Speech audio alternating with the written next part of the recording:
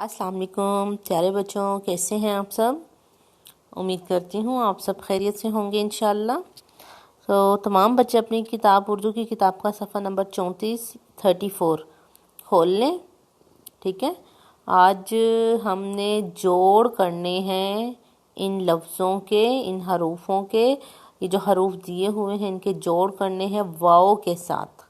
ठीक है, देखें, जोड़ करने के लिए सबसे पहले आपको छोटी अशकाल का आना बहुत ज़रूरी है। ठीक है, और जैसे कि अपने पिछले लेक्चर में हम लोग छोटी अशकाल के बारे में पढ़ चुके हैं और आपको याद भी हैं वो अच्छे से, तो इंशाल्लाह आज हम लोग इनको जोड़ करेंगे। ठीक है, जैसे कि बे वाओ बो।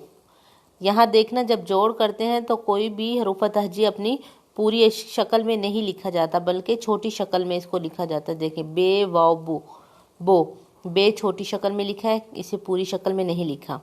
इसी तरह जीम वाओ जो, दाल वाओ दो, रे वाओ रो, सीन वाओ।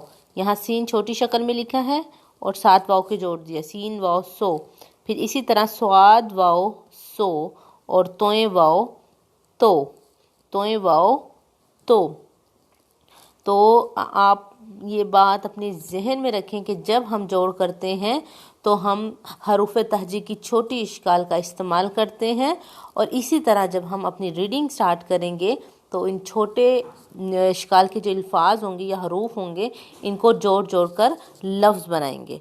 उम्मीद करती हूँ आपको ये अच्छे से समझ आ गया होगा इंशाल्लाह। और कल इंशाल्लाह हम अपना नया चैप्टर स्टार्ट करेंगे तोड़ जोड़ का, और अपना ख्याल रखिएगा। अब ये मुकम्मल करके इसकी तस्वीर मुझे सेंड कीजिए। अल्लाह हाफिज़।